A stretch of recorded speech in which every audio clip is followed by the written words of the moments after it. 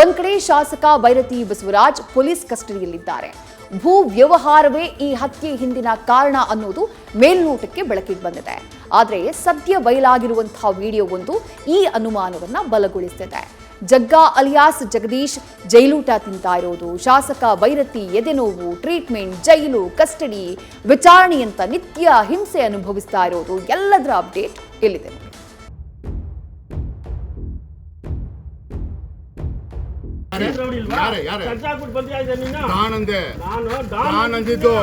Black cap, cooling glass ಹಾಕೊಂಡು voice rice ಮಾಡ್ತಾ ದೌಲತ್ ಮಾಡ್ತಾ ಇರೋ ವ್ಯಕ್ತಿನೇ ಕೊಲೆಯಾದ ಬಿಕ್ಲು ಶಿವ.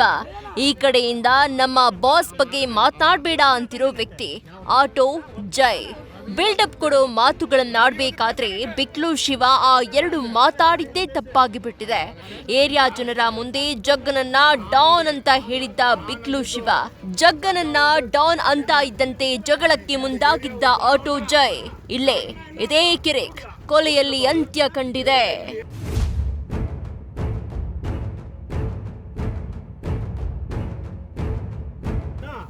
ಬಿಕ್ಲು ಶಿವ ಕೊಲೆಗೆ ಪ್ರಮುಖ ಕಾರಣವಾಗಿದ್ದ ವಿಡಿಯೋ ಲಭ್ಯವಾಗಿದೆ.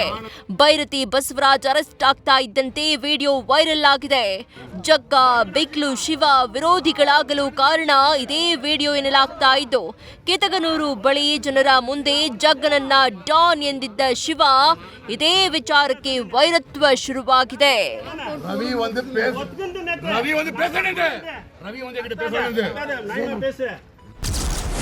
ಬಿಕ್ಲು ಶಿವ ಕೆತಗನೂರು ಬಳಿ ಜನರ ಮುಂದೆ ಜಗ್ಗನನ್ನ ಡಾನ್ ಎಂದಿದ್ದ. ಡಾನ್ ಅಂತ ಇದ್ದಂತೆ ಆಟೋ ಜೈ ಜಗಳಕ್ಕೆ ಮುಂದಾಗಿದ್ದ. ಜಗ್ಗನನ್ನ ನೀನು ರೌಡಿ ಅಂತ ಯಾಕೆ ಹೇಳಿದೆ ಅಂತ ಜಗಳ ತೆಗೆದಿದ್ದ. ನಾನು ಜಗ್ಗನನ್ನ ರೌಡಿ ಎಂದಿಲ್ಲ, ಡಾನ್ ಅಂದಿದ್ದು ಅಂತ ಬಿಕ್ಲು ಶಿವ. ಡಾನ್ ಅಂದ್ರೆ ಏರಿಯಾದಲ್ಲಿ ಪ್ರಭಾವಿ ಅಂತ ಹೇಳಿದ್ದೆಂದ ಬಿಕ್ಲು ಶಿವ ಸಮಜಾಯಿಷಿ ನೀಡಿದ್ದ. ತಾಕತ್ತಿದ್ರೆ ಜಗ್ಗನ ಮುಂದೆ ಇದನ್ನ ಹೇಳು ಎಂದಿದ್ದ ಆಟೋ ಜೈ. ಆಯ್ತು, ಕಾಲ್ ಮಾಡಿ ಕೊಡು, ಮಾತನಾಡ್ತೀನಿ ಎಂದಿದ್ದ ಬಿಕ್ಲು ಶಿವ. ಆಯ್ತು ಮಾತಾಡು ಅಂತ ಜಗ್ಗನಿಗೆ ಕರೆ ಮಾಡಿದ್ದ ಆಟೋ ಜೈ. ಜಗ್ಗ ಕರೆ ಸ್ವೀಕರಿಸದೇ ಇದ್ದಾಗ ಕಿರಣ್ಗೆ ಕರೆ ಮಾಡಿದ್ದ. ಕಿರಣ್ ಬಳಿ ಜಗ್ಗನಿಗೆ ಬಿಕ್ಲು ಶಿವ ರೌಡಿ ಅಂತಾನೆ ಎಂದಿದ್ದ.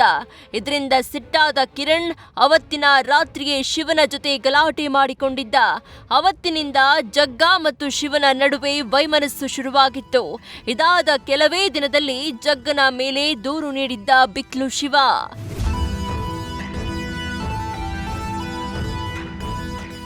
ಜಾಗದಲ್ಲಿ ಬಂದು ಗಲಾಟೆ ಮಾಡಿ ಬೆದರಿಕೆ ಹಾಕಿದ್ದಾರೆಂದು ಬಿಕ್ಲು ಶಿವ ಭಾರತೀನಗರ ಪೊಲೀಸ್ ಠಾಣೆಯಲ್ಲಿ ದೂರು ದಾಖಲಿಸಿದ್ದ. ಜುಲೈ 15ಕ್ಕೆ ಬಿಕ್ಲು ಶಿವನ ಕೊಲೆಗೆ ಸ್ಕೆಚ್ ಹಾಕಿದ್ದ ಕಿರಣ್ ಆ್ಯಂಡ್ ಗ್ಯಾಂಗ್ ಹುಡುಗರನ್ನ ರೆಡಿ ಮಾಡಿ ಜಗ್ಗ ಮತ್ತು ಬೈರತಿ ಬಸವರಾಜ್ಗೆ ಪರಿಚಯ ಮಾಡಿಸಿದ್ದಾರೆ. ಜುಲೈ 15ರ ರಾತ್ರಿ ಮನೆ ಬಳಿಯೇ ಶಿವನನ್ನ ಕಿರಣ್ ಗ್ಯಾಂಗ್ ಕೊಲೆ ಮಾಡಿದ್ರು. ಬೈರತಿ ಬಸವರಾಜ್, ಕಿರಣ್, ಜಗ್ಗ ಸೇರಿ 20 ಜನರನ್ನ ಸಿಐಡಿ ಪೊಲೀಸರು ಬಂಧಿಸಿದ್ದಾರೆ. ಸದ್ಯ 7 ದಿನ ಬೈರತಿಯನ್ನ ಕಸ್ಟಡಿಗೆ ಪಡೆದುಕೊಂಡು ಸಿಐಡಿ ವಿಚಾರಣೆ ನಡೆಸ್ತಾ ಇದೆ. ಈ ಹಿಂದೆಯೂ A1 ಜಗದೀಶ್ನ ಮೊಬೈಲ್ ಸೀಸ್ ಮಾಡಿದ್ದ ಸಿಐಡಿ ಬೈರತಿ ಜೊತೆ ಮಾತಾಡಿದ್ದ ಕೆಲ ಆಡಿಯೋ ಪತ್ತೆಯಾದ ಬಗ್ಗೆ ಮಾಹಿತಿ ಕಲೆ ಹಾಕಿದ್ರು. ಆದ್ರೆ ಈ ಪ್ರಕರಣದಲ್ಲಿ ಪ್ರಮುಖ ಎವಿಡೆನ್ಸ್ ಆಗಿರೋ ಬೈರತಿ ಮೊಬೈಲ್ ಮಾತ್ರ ಪೊಲೀಸರ ಕೈ ಸೇರಿಲ್ಲ. ಈ ಹಿಂದೆ ಭಾರತೀನಗರ ಠಾಣೆಗೆ ಬಂದಾಗ ಮೊಬೈಲ್ ನೀಡದ ಶಾಸಕ ಬೈರತಿ ಬಸವರಾಜ್ ಈಗ ಸಿಐಡಿಗೂ ಮೊಬೈಲ್ ಕೊಡದೆ ಮುಂಡಾಟ ಮುಂದುವರೆಸಿದ್ದಾರೆ.